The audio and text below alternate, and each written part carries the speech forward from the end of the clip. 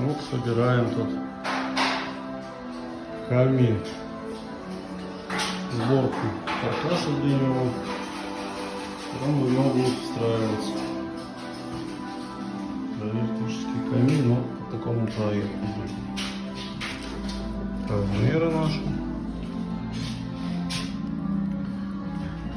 Так. И вот так финально. Ну вот что собрали. Такой вот каминчик. Тут будет стоять биокамин.